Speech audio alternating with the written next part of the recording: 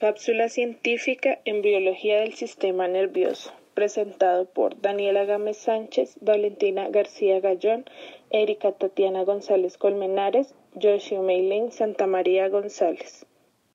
Corteza cerebral. Está representada por una sustancia gris. Es la capa externa del cerebro, formada por una delgada capa de tejido nervioso.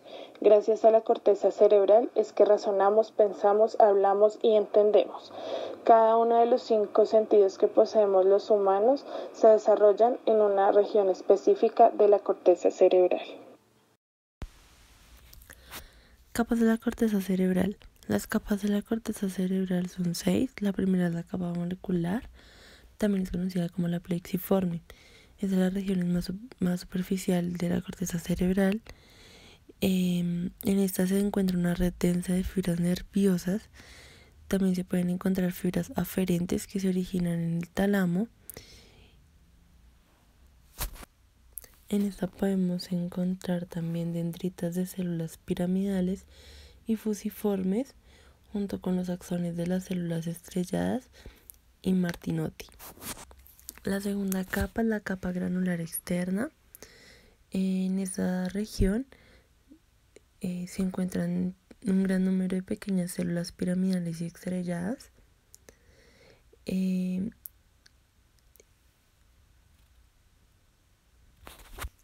Las dendritas de esta capa terminan en la capa molecular, por lo tanto los axones entran hacia capas más profundas de la corteza y esta se encuentra interconectada con diferentes regiones del córtex. La tercera capa es la capa piramidal externa y, como su nombre lo indica, pues está compuesta por células piramidales. Las dendritas de las neuronas de esta capa pasan hacia la capa molecular y los axones viajan como fibras de proyección hasta las sustancias blancas situadas entre las capas de la misma corteza cerebral. La cuarta capa es la capa granular interna. Esta está compuesta por células estrelladas y contiene una concentración de fibras dispuestas de manera horizontal, conocidas como la banda externa de Weill-Larger. Las células estrelladas de esta capa reciben la mayor parte de las aferencias tomálicas y estas se proyectan hacia las otras láminas de la corteza cerebral. La quinta capa es la capa ganglionar, o también conocida como piramidal interna, la cual contiene células piramidales muy grandes y algunas de tamaño mediano. También contienen un elevado número de fibras de manera horizontal que forman la banda interna de Weill-Larger. La última capa es la capa multiforme, o también conocida como capa de células polimórficas. Esta contiene más que todo células fusiformes aunque también contiene células piramidales que están modificadas en un cuerpo triangular u ovoide.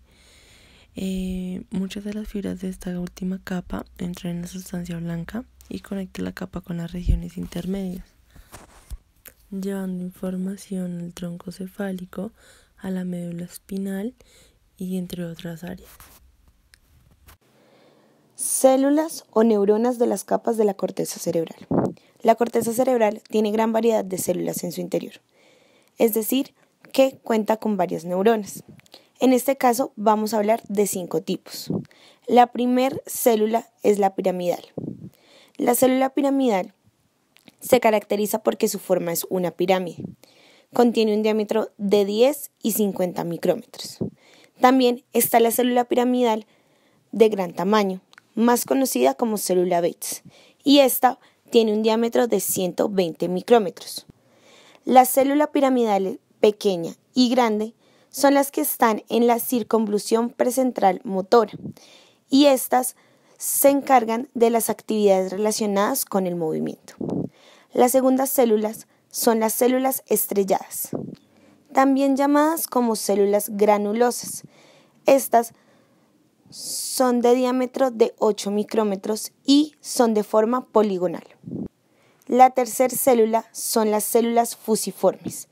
Estas células son neuronas que tienen un eje longitudinal vertical en la superficie. Estas se encuentran en las capas corticales más profundas del cerebro.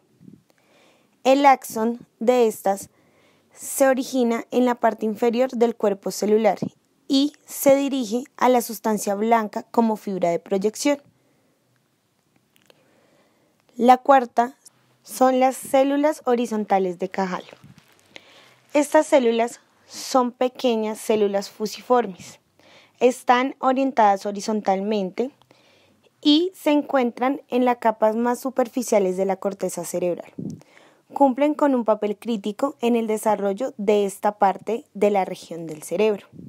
Estas fueron descubiertas en el siglo XIX por varias investigaciones realizadas por Ramón y Cajal, las cuales indican que estas células son imprescindibles para coordinar la actividad neuronal. Estas células, para alcanzar la posición en la corteza cerebral, deben migrar de manera coordinada durante la embriogénesis del cerebro, es decir, estas van a viajar desde su lugar de nacimiento hasta la superficie de la corteza cerebral.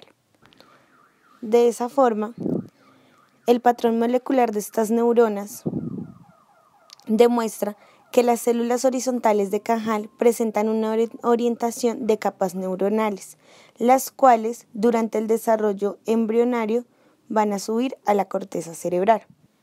El esparcimiento de estas siempre va a originarse en las etapas iniciales del desarrollo embrionario. Las células van a nacer en distintas regiones del cerebro y se van a dirigir hacia la superficie del cerebro hasta poder cubrir por completo. Recientemente han demostrado que las membranas meningéas tienen otras funciones aparte de proteger, que eran las que se hablaba en un inicio. Estas también sirven como sustrato o camino de las células horizontales del Cajal para que su migración tangencial sea exitosa a la superficie de la corteza. Por último, vamos a hablar de la quinta, las células de Martinotti. Estas constituyen la actividad neuronal de la corteza cerebral. Constan de pequeñas neuronas multiformes que se presentan en todos los niveles del córtex cerebral. Fueron nombradas por Carlos Martinotti, un investigador y estudiante de Golgi, el cual descubrió la existencia de estas células. Estas son células multipolares con dendritas adolescentes cortas. Estas se encuentran esparcidas en varias capas de la corteza cerebral y envían sus acciones hasta la capa molecular, donde se forman las arborizaciones axónicas. Investigaciones recientes han demostrado que estas células Martinotti participan en el mecanismo inhibitorio del cerebro. Cuando una neurona piramidal se sobreexcita, las células de Martinotti comienzan a transmitir señales inhibitorias a las células nerviosas de sus alrededores.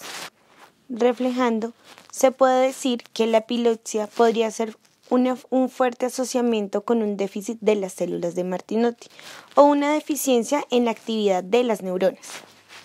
En esos momentos, la transmisión nerviosa del cerebro deja de ser regulada por esas células y podría provocar un desequilibrio en el funcionamiento de la corteza. Partes del cerebro. Lóbulo frontal. Es el más grande de los lóbulos del cerebro. Se caracteriza por su papel en el procesamiento de funciones cognitivas como la planeación, coordinación, ejecución y control de la conducta. Lóbulo parietal. Es el que se encarga de procesar información sensorial que llegan de todas las partes del cuerpo, como la sensación de temperatura, el tacto, el dolor y la presión. También hace posible el control de los movimientos gracias a su cercanía a los centros de planeación del lóbulo frontal. Lóbulo occipital. Es el menor de los 4 principales lóbulos del cerebro y se encuentra en la zona posterior del cráneo, cerca de la nuca, que es donde llega la información visual. Además de eso, el lóbulo occipital manda información sobre la visión hacia otros lóbulos cerebrales a través de 2 canales de comunicación diferentes. El primero es el que va hacia la zona frontal del cerebro a través de la zona ventral. Procesa información sobre el qué de lo que se ve, es decir, el contenido de la visión. El segundo canal, que va hacia la parte frontal a través de la zona dorsal, procesa el cómo y el dónde de lo que ve. Lóbulo temporal. Se encuentra a los laterales del cerebro, dispuestos horizontalmente y pegados a las sienes. Controla la memoria visual, auditiva y comprensión del habla. Por lo tanto, juega un papel en el reconocimiento de rostros y voces, pero también en el recuerdo de palabras. Cerebelo. El cerebelo es una de las partes del cerebro con mayor concentración de neuronas y entre sus funciones es mantener el equilibrio, la postura y está implicado en el movimiento de todo el cuerpo para que sean realizadas de manera coordinada y precisa. Bulbo raquídeo, también llamado mielencéfalo, es una estructura subcortical situada en la parte baja del tronco del encéfalo. Se trata de la estructura del sistema nervioso que conecta el encéfalo y la médula espinal. En el bulbo raquídeo se pueden encontrar conexiones nerviosas tanto motoras como sensoriales, pasando a través de los diferentes tractos nerviosos. Tiene funciones muy específicas e importantes para el desarrollo y mantenimiento de las actividades corporales, como la de transmitir los impulsos que son llevados desde la médula espinal hasta el encéfalo, así como funciones respiratorias, cardiovasculares, gastrointestinales, entre otras.